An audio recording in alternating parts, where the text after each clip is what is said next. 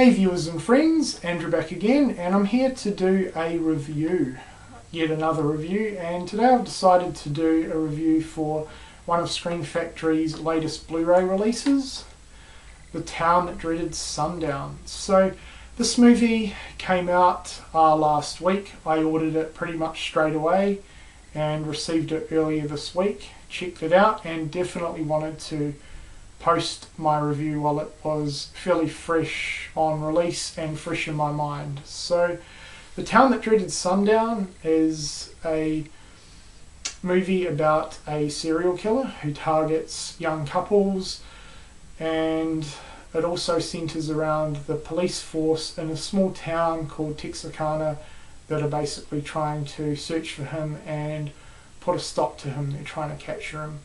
They're having a difficult time because, they haven't really narrowed down any suspects, there's no real leads, and he's pretty much giving nothing away. So, serial killer, dubbed the Phantom Killer, is targeting young couples and being pursued by the police. So that is essentially the main storyline. It's all I'm really wanting to say without giving too much away, but I'm sure you get a fair idea of what the plot's about.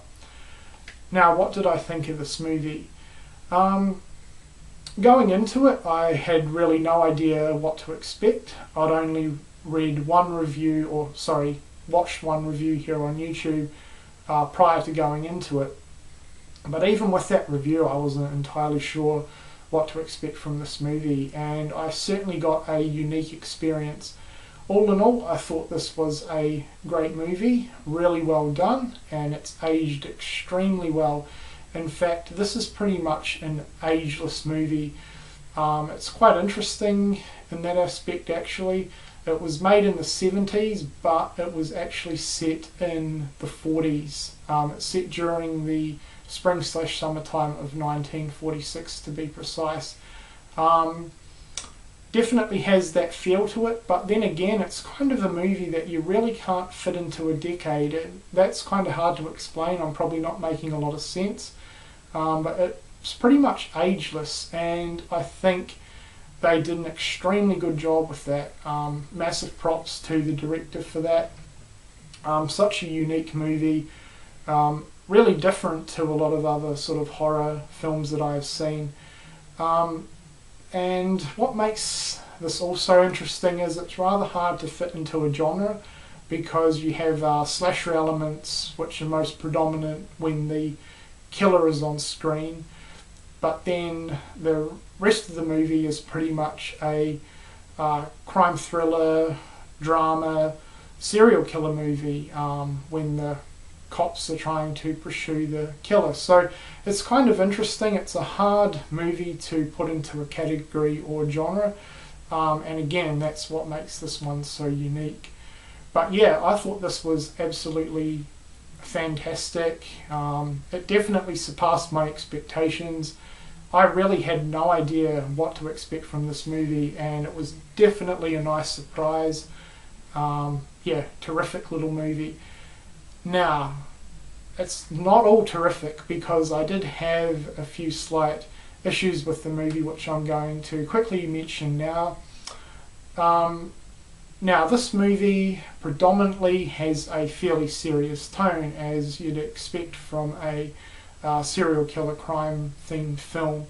And when the killer's on screen, he is extremely creepy. Now, I thought the killer looked fantastic. And there he is there on the cover. Very simple look to him. He just has a pillowcase or sack over his head with two eyes cut out. Anyone that is familiar with the Friday the 13th Part 2 Jason, looks very similar. Obviously this movie was made before then, but for those who haven't seen it and you're familiar with Part 2 Jason, you'll know what to expect in terms of the look of the killer. He was extremely creepy and eerie with every shot that he was on screen, and they did a fantastic job with the killer. I really liked that. He breathed fairly heavily, which made him even more creepy. But so, I kind of went off track a little bit, sorry, but the majority of the movie is fairly serious in tone. However, my slight complaint with the film is they threw comedic elements into the mix as well, and for me it really didn't work. There was a really quirky, clumsy, stupid police officer called Sparkplug. Interesting little fact, he was actually the director of the movie. The director played the part of Sparkplug, and it immediately reminded me of Quentin Tarantino. He does the same sort of thing, you know. Obviously he's a fantastic director, but in my opinion he's a very weak actor, and you know, this movie pretty much had the same fate. Sparkplug, I forget the director's name. Is it listed on here? Probably not, but anyway, he should have stayed out of the movie and just stuck to behind the scenes, because his character, I thought, really didn't offer anything positive to the film. He was the comedic relief. It just really didn't work. The music was another niggle I had with the film. It was silly. It was sort of like a sort of country bumpkin style music, and it was awful. It did not work, and I really wish that they had ditched the comedic elements and the stupid music and just stuck to a completely serious tone. It would have made the movie so much better. Kind of a slight spoiler, there was one scene that really I absolutely loathed. I hated it, and of course it involved Sparkplug and that awful music. It was during one of the police chase scenes, and Sparkplug was one of the drivers in one of the cars. It was just a stupid sort of Dukes of Hazzard style chase. Sparkplug was just driving really over the top. It was stupid. They had that awful music playing in the background, and they ended up crashing into a lake, and I just thought that was so stupid.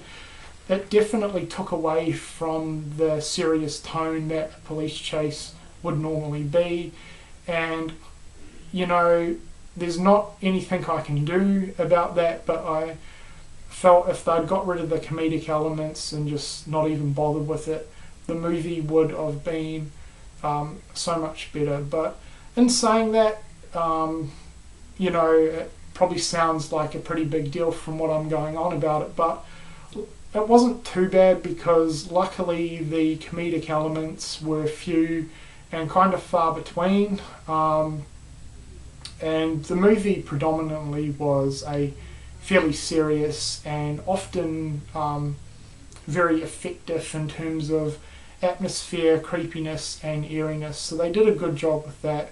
But it was just the comedic elements thrown in sometimes that really threw me, and it definitely disrupted the movie in my opinion. But don't let that put you off. All in all, I thought this was a fantastic movie, and I highly recommend it. I'm going to give the movie a score of 3 out of 5.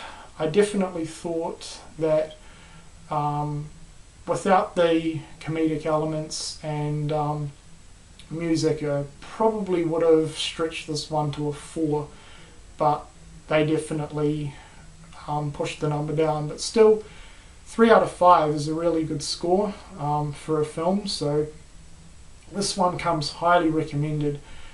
Briefly, before I finish up the review, sorry it's been fairly lengthy, but I definitely wanted to mention this release.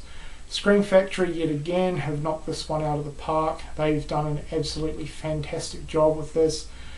I've only checked out the Blu-ray of Town That Dreaded Sundown. I mean, that was the main interest I had, checking it out on Blu-ray obviously, and the Blu-ray picture quality looks fantastic.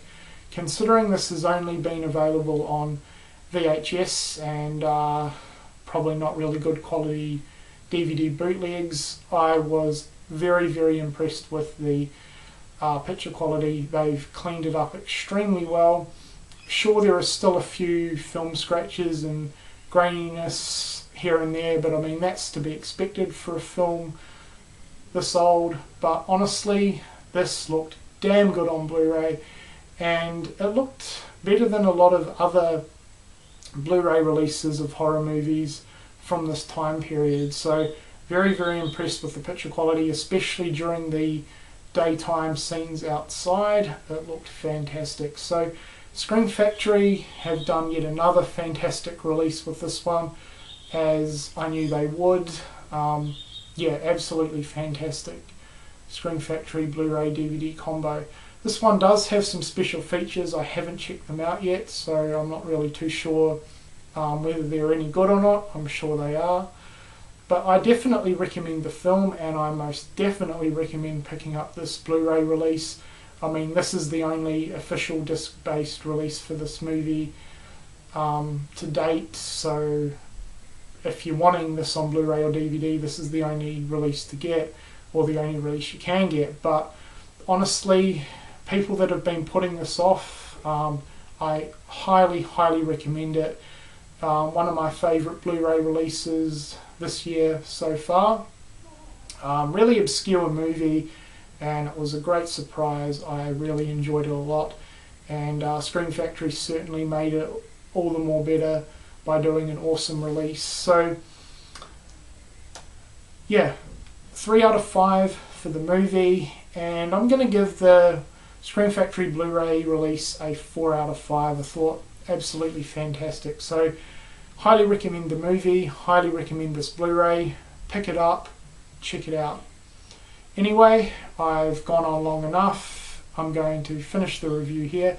Definitely let me know what you think of this film if you've seen it, and if you've picked up this release, I'm pretty keen to hear your opinions on it, what you think of the Blu-ray. Anyway, hope you've enjoyed the review, and thank you for watching.